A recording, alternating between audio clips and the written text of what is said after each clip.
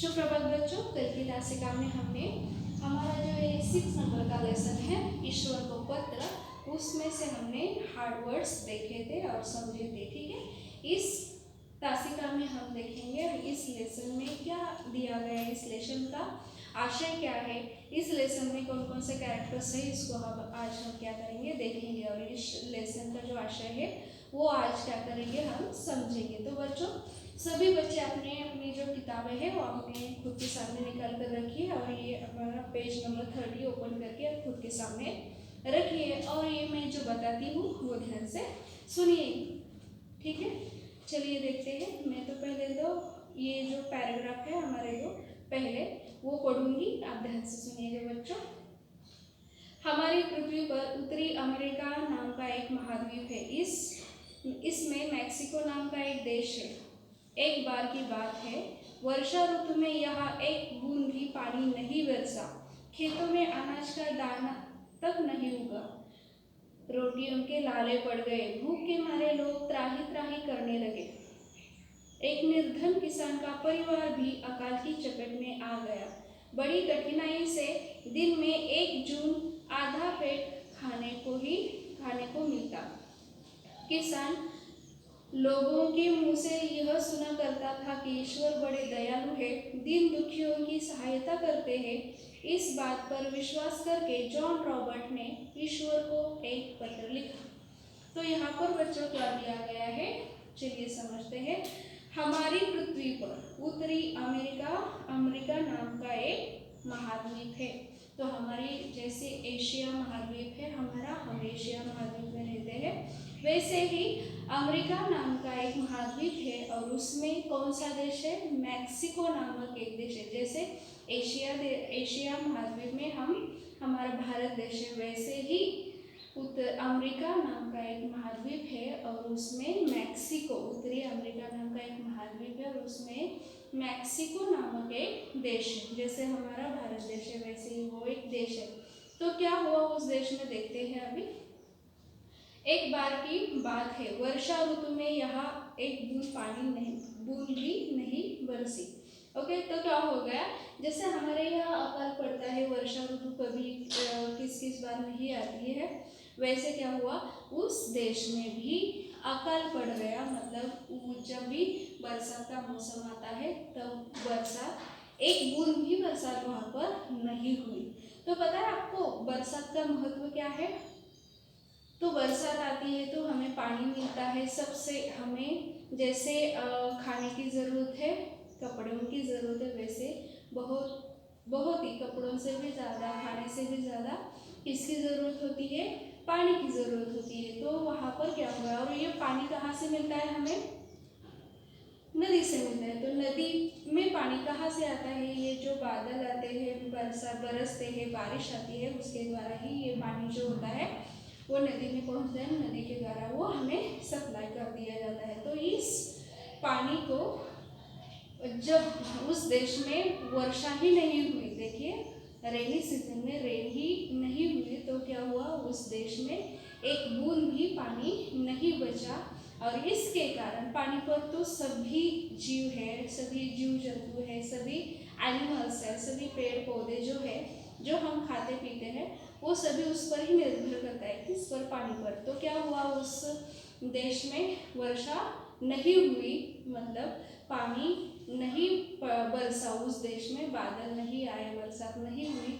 तो इसकी वजह से सबको पानी की कमी की वजह से क्या हुआ, उस देश में कोई भी अगर धान लगाया हो वो नहीं आया। और इसकी वजह से क्या हो गया, वहाँ के जो लोग हैं वो भूखे पेट रहने लगे, उनको वो खाने के लिए एक दाना भी नहीं मिलता था। देखिए अगर हमारे देश में ऐसा हो जाए तो क्या हो जाता है, बहुत सी दिक्कतों का सामना हमें करना पड़ता है। क्या करना पड़ता है, देखिए एक साल अगर बारिश नहीं होती तो ये जो धान होता है, किसानों के जो खेतों में जो धान होते हैं, उसी से हमारा जो जीवन चरित्र होता है वो चलता है, जीवन चलता है। तो एक साल अगर बारिश नहीं होती है तो बहुत अकाल पड़ जाता है और अकाल के कारण हमें खाने को कुछ नहीं मिलता। ओके, तो यही सिचुएशन, यही जो क्या स्थिति उस देश में उत्पन्न हो गई और उसके बाद क्या हुआ हम देखेंगे। खेतों में अनाज का दाना तक नहीं होगा। क्यों नहीं होगा? क्योंकि उस साल उस देश में बारिश बिल्कुल भी नहीं आ रही थी और पानी की कमी की वजह से उस खेतों में खेत खलिहानों में कुछ भी नहीं उगा। और उसके बाद में क्या होता है देखिए, रोटियों के लाले पड़ गए। देखिए हम कितने भी अमीर हो तो हम क्या करते हैं, रोटी चावल ये सब हमारा नॉर्मली जो खाना होता है वही खाते हैं। और वो सब खाना बनाने का जो धान जिससे हम बनाते हैं वो कहाँ आता है? खेतों में आता है। तो पानी की कमी की वजह से खेतों में कुछ भी नहीं होगा और क्या हो गए, रोटियों के लाले पड़ गए, मतलब रोटी मिलना मुश्किल हो गया। भूख के मारे लोग त्राही त्राही त्राही त्राही यानी कि क्या? रक्षा के लिए पुकारना। ओके, त्राही त्राही करना।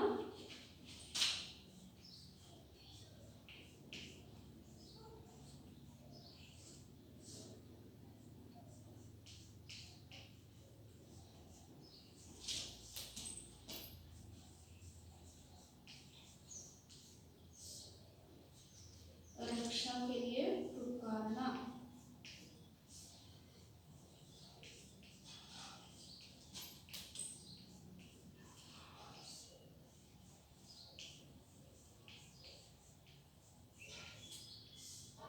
ओके, तो उस साल उस देश में बारिश नहीं हो गई थी, इसलिए क्या हो गया, सभी लोगों को खाना नहीं मिल रहा था। और इसी के कारण लोग क्या कर रहे थे, रक्षा के लिए किसी को पुकार रहे थे, मतलब ईश्वर को क्या कर रहे थे, वो रक्षा अपने, हमें बचाओ, हमें बारिश बहुत ही ज़्यादा ज़रूरत है, उस पर ही हम सब निर्भर करते हैं। तो ये हमारे देश में ये बारिश हो जाए, ऐसे भगवान से क्या कर रहे थे, प्रार्थना कर रहे थे और क्या कर रहे थे, भगवान को अपने रक्षा के लिए बुला रहे थे। ओके, एक निर्धन किसान का परिवार भी अकाल की चपेट में आ गया। बड़ी कठिनाई से दिन में 1 जून आधा पेट खाने को मिलता। देखिए चपेट, हमारा जो अगला शब्द है वो है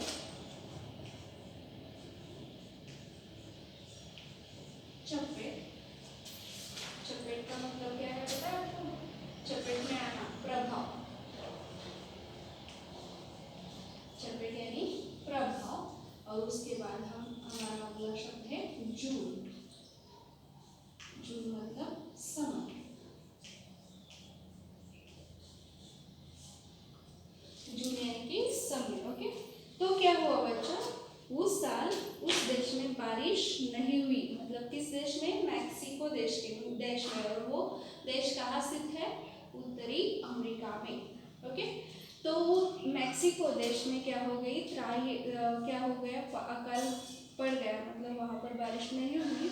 वहाँ के लोग क्या करने लगे, वहाँ के लोगों को भूखा रहना पड़ रहा था, क्योंकि रोटियाँ उनको नहीं मिल रही थी। बारिश न होने की वजह से किसान अपनी खेती नहीं कर पा रहे थे और उसकी वजह से सभी लोग क्या हो रहे थे, भूखे रह रहे थे। तो इसके बाद क्या होता है देखिए, एक निर्धन किसान का परिवार भी अकाल की चपेट में आ गया था। मतलब देखिए पूरे देश में ये अकाल फैला था। तो इस एक निर्धन किसान था और वो भी उस अकाल की चपेट में आ गया था। मतलब वहाँ पर जो सिचुएशन थी उसकी चपेट में वो आ गया था, उसके प्रभाव में वो आ गया था। बड़ी कठिनाई से दिन में 1 जून आधा पेट खाने को मिलता। देखिए खूब सारी मेहनत करके वो बस एक समय का ही आधा पेट, वो भी आधा पेट, एक समय का भोजन करते थे वो भी आधा पेट, मतलब वो उनके परिवार के लिए पूरा नहीं पड़ता था, उनको आधा पेट ही, मतलब एक बार का ही उनको, दिन में हम कितनी बार खाते हैं, 2 बार खाते हैं या 3 बार खाते हैं। तो उस देश में उस साल उन किसानों की, वहाँ के लोगों की ऐसी अवस्था हो गई थी कि उनको एक ही समय का, दिन में ही एक ही समय का भोजन करने को मिलता था और वो भी आधा पेट, मतलब वो भी थोड़ा सा। ओके, तो उसके बाद क्या होता है देखते हैं। किसान लोगों के मुंह से सुना करता था, ईश्वर बड़े दयालु है, दीन दुखियों की सहायता करते हैं।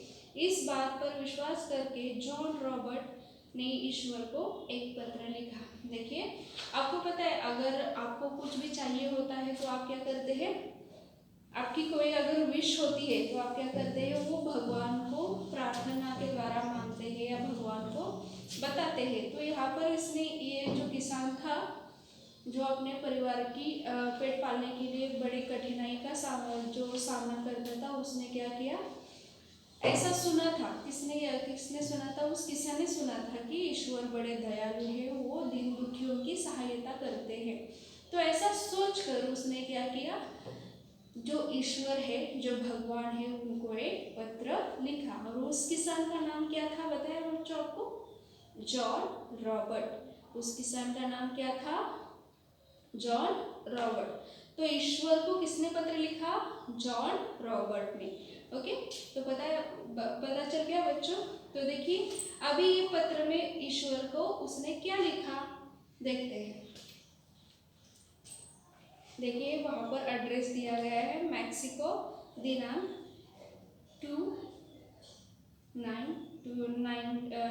1920। ओके, तो 2/9/1920 ऐसे यहाँ पर दिनांक दिया गया है। और देखिए क्या लिखा है, प्रिय ईश्वर महोदय। जैसे हम अध्यापक को अगर प्रश्न जो पत्र लिखते हैं उसे क्या कहते हैं, प्रिय अध्यापक महोदय। और जो भी किसी कार्यालय में पत्र लिखते हैं तो भी क्या कहते हैं, ऐसा ही कुछ मायना उसके ऊपर लिखते हैं। तो वैसे ही यहाँ पर लिखा गया है, प्रिय ईश्वर महोदय, हे भगवान, आप संसार की कोई बात छिपी नहीं है।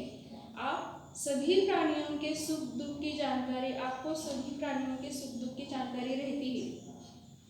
फिर भी सेवा में नम्र निवेदन है कि इस वर्ष हमारे देश में बरसात बिल्कुल नहीं हुई, खेतों में तो धूल उड़ रही है, अन्न के दर्शन दुर्लभ हो गए हैं।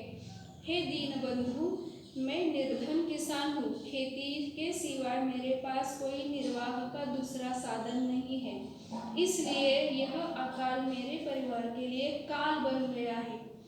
संकट की इस घड़ी में कहीं से किसी से तिनके का भी सहारा नहीं है, बस एकमात्र आपका ही आसरा है। देखिए उस किसान ने, मतलब किसने, जॉन रॉबर्ट ने ईश्वर को पत्र लिखा है। और पत्र में उसने क्या बताया गया है, हे भगवान, आपसे तो सब जो ईश्वर होते हैं उनको सब जिनका जो चल रहा है, जो हो रहा है, जो दुखी है, जो अच्छी कंडीशन में है, उनको सबका होता है, उनको रहता है। तो ये उनको संबोधते हुए कहा है, संसार की आपसे कोई संसार की जो बातें हैं वो छिपी नहीं है, लेकिन आपको सभी प्राणियों की जो कंडीशन है, जो स्थिति है, वो आपको जानकारी उसकी आपको रहती है। किसको रहती है, भगवान को रहती है। तो फिर भी आपकी सेवा में नम्र निवेदन है कि इस वर्ष हमारे देश में बिल्कुल बरसात नहीं हुई, खेतों में तो धूल उड़ रही है। देखिए इस साल हमारे देश में क्या हो गया है, बिल्कुल भी वर्षा नहीं हुई है और खेतों में धूल उड़ रही, मतलब बहुत सारे वहाँ पर अकाल पड़ने की वजह से क्या हो गया है, पानी की मात्रा जो जमीन में होती है वो नष्ट हो गई है। तो इसी कारण क्या होता है, धूल उड़ती रहती है। तो यहाँ पर हमने इस पैराग्राफ में जो शब्द है, शब्दार्थ है, उनको हम पहले देखेंगे। निवेदन,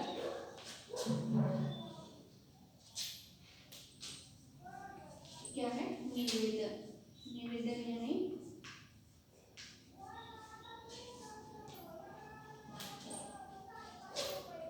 कथन। उसके बाद है यहाँ पर अगला हमारा जो शब्द है, धूल उड़ना।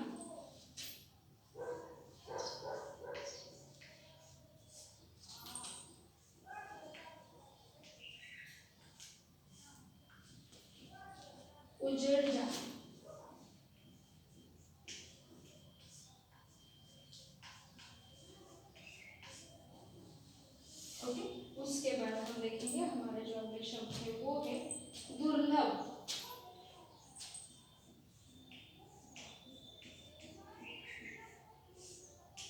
दुर्लभ मतलब कठिनता से मिलना।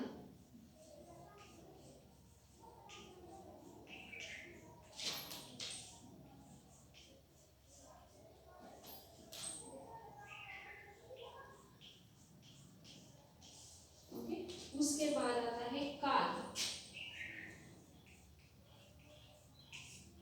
मृत्यु।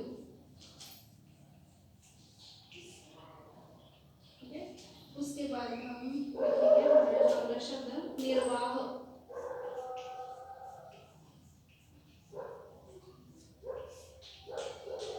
गुजारा।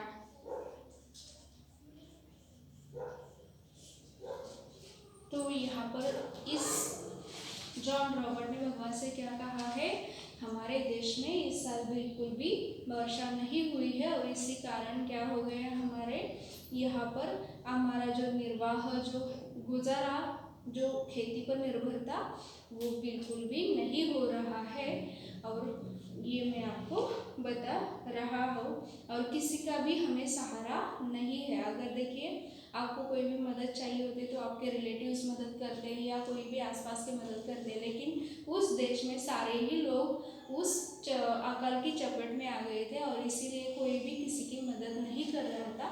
और यही सोचकर इस जो जॉन रॉबर्ट जो नामक का किसान है उसने क्या किया, ईश्वर को पत्र लिखा और पत्र में ये सारी जो संकट उस पे आ गया था वो बताया। ठीक है, उसके बाद में आगे क्या होता है देखते हैं। हे प्रभु, अगली फसल होने के भी कोई अभी 6 महीने का समय बाकी है। मतलब अगली फसल जो आने वाली है वो उसको कितने महीने बाकी है, 6 महीने बाकी है। तब तक परिवार के पेट की आग बुझाने के लिए मुझे कम से कम $100 की नितांत आवश्यकता है। पत्र पाते ही लौटती डाक से धनादेश भेजने की कृपा करिए। आपके इस उपकार को मैं जीवन भर नहीं भूलूंगा। हे परमपिता, आप मुझे दृढ़ विश्वास है कि आप अपने इस अंकिचन सुत सेवक के परिवार को जीवन दान अवश्य देंगे।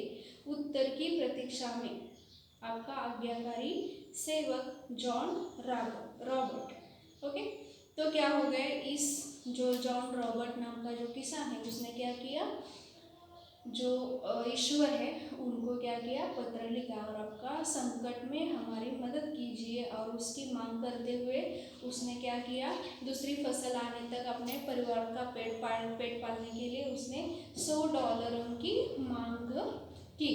ओके, तो और ये धनादेश मुझे लौटी डाक से ही भेजने की कृपा कीजिए। मतलब जब ये आपको पत्र मिल जाएगा उसके बाद तुरंत ही आप क्या करेंगे, आप क्या करिए कि ये मुझे $100 ये धनादेश मुझे भेजने की कृपा करिए।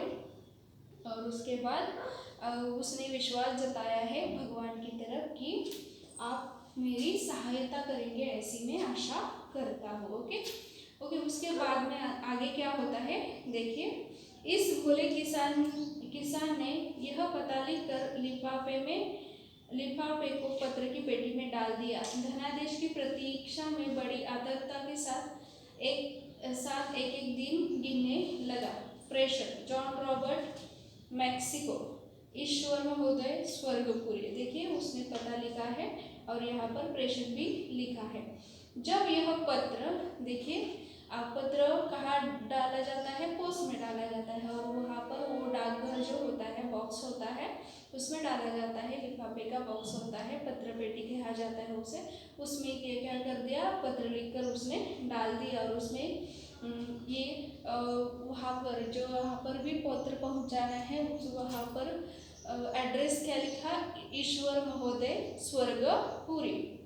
ओके, तो जब क्या हुआ, ये जो हमारे जो पोस्ट में काम करने वाले जो लोग होते हैं उन्होंने क्या कर दिया, यह पत्र देखा। ओके, जब यह पत्र डाकघर में पहुंचा तो पते को पढ़कर कर्मचारी चौंक गए, क्योंकि इस पते पर आज तक किसी ने भी कोई पत्र नहीं भेजा था।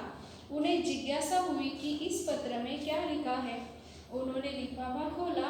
पत्र में लिखी किसान की व्यथा को पढ़कर डाक कर्मचारियों का दिल पसीज गया। उन्होंने किसान की मदद करने का निश्चय किया। एक दिन किसान धनादेश के बारे में पूछताछ करने के लिए आया तो कर्मचारियों ने उसकी हथेली पर $80 रख दिए। अब तो उसकी बातचीत खिल गई। देखिए, हमारे भेजे गए लेटर को देखने के लिए, उसके भेजे गए मतलब जॉर्ज रॉबर्ट के लेटर को भेजने के लिए और उसका क्या हुआ ये देखने के लिए, जब धनादेश के बारे में पूछने के लिए उसका अगर उत्तर आया हो ये देखने के लिए ये जो किसान है वो कहाँ आ गया, पोस्ट ऑफिस में आ गया। और क्या हो गया देखिए, वहाँ पर कर्मचारी जो डाक कर्मचारी थे, मतलब वहाँ पोस्ट ऑफिस में काम करने वाले जो लोग थे, उनको क्या इस किसान की जो व्यथा थी वो पढ़कर बहुत ही बुरा लग गया और उन्होंने क्या कर दिया, उनकी मदद करने की ठानी और $80 उस लिफाफे में डालकर रखे थे। ओके, तो ये जो डॉलर रखे हुए $80 रखे थे, हमने $100 नहीं $80 वहाँ पर रखे थे। और ये जो डॉलर रखी हुई जो लिफाफा था वो डाक कर्मचारियों ने, मतलब वहाँ पर लोग जो काम करते थे उन्होंने क्या कर दिया, उस किसान के हाथ में थमा दिया और ये पैसे मिलने की वजह से क्या हुआ है, वो अत्यंत प्रसन्न हो गया। ओके, उसके बाद में देखिए अंतिम जो पैरा है वो, घर में आकर किसान की प्रसन्नता खेद में बदल गई क्योंकि उससे ध्यान आया कि ईश्वर ने $100 के स्थान पर $80 ही भेजे हैं। उसने ईश्वर को दोबारा पत्र लिखा। उसने उन्हें $80 भेजने के लिए धन्यवाद दिया और शेष $20 को शीघ्र भिजवाने की प्रार्थना की। ओके, तो घर में आ गया, उसे पता नहीं था लिफाफे में कितने पैसे हैं, कर्मचारियों ने तो रख दिए थे लेकिन उसको किसान को पता नहीं था। और ये उसने देखा घर में आकर कितने पैसे हैं, तो $80 है। उसने मांगे कितने थे, $100 मांगे थे, लेकिन ये जो घर में आकर देखा तो उसकी प्रसन्नता क्या हो गई, खेद में बदल गई क्योंकि वो वहाँ पर डाक कर्मचारियों ने, एक तो ईश्वर पैसे भेजते नहीं है, ईश्वर कोई भी पैसे भेजते नहीं, उसने ऐसा सुना था, ये उसकी गलतफहमी थी, इसलिए उसने पत्र लिखा। और क्या हो गया, वहाँ पर पैसे $100 की जगह उन कर्मचारियों को उस पर दया आ गई, उन्होंने $80 दिए थे। और घर में आकर देखा तो उसकी प्रसन्नता खेद में बदल गई, प्रसन्नता जो थी खेद में बदल गई। क्यों? क्योंकि मैंने तो $100 कहे थे और ये ईश्वर ने मुझे कितने पैसे भेजे, $80 ही भेजे। तो वो क्या हो गया, बाकी दूसरा पत्र ईश्वर को उसने लिखा और उसमें जो $20 रह गए थे वो भी भेजने के लिए कहा गया। तो इस लेसन में क्या दिया गया है बच्चों, आपको सूचना, यह कहानी सत्य है परंतु पत्र की तिथि और किसान का नाम काल्पनिक आहे, म्हणजे ही जी स्टोरी आहे ती काय आहे, रिअल स्टोरी आहे, परंतु ह्याच्यामध्ये जे कॅरेक्टर्स आहेत हे काय आहेत, फक्त काल्पनिक आहेत। ओके, त्याच्यानंतर इससे शिक्षा क्या मिलती है, देखिए सच्चा मित्र वही है जो मुसीबत के समय काम आता है। तो यहाँ पर बच्चों आपको शिक्षा इससे क्या मिलती है, जो सच्चा आपका मित्र होता है वही क्या करता है, आपको मुसीबत के समय में मदद करता है। तो यहाँ पर इस किसान के जो सच्चे मित्र है वो कौन निकले बताइए ज़रा, तो वो है डाक कर्मचारी जो है वो उसके सच्चे मित्र निकले। समझ में आए बच्चों, कौन किसके सच्चे मित्र निकले, ये जो डाक कर्मचारी थे, पोस्ट ऑफिस में काम करने वाले जो वर्कर्स थे, डाक कर्मचारी थे, वही उस किसान की जो व्यथा थी उसको सुनकर, उसको पढ़कर उनको उसके बारे में बुरा लगा और उसने क्या किया, उन्होंने क्या किया, उसकी मदद करने की ठानी और 100 की जगह $80 उसे देकर उसकी मदद की। मतलब किसान के मित्र कौन निकले, ये जो डाक कर्मचारी है। ओके, समझ में आया आपको ये लेसन। ओके, तो बच्चों आप क्या करेंगे, इस लेसन को ठीक से अच्छे से पढ़ेंगे और ध्यान में रखेंगे, ठीक है। धन्यवाद।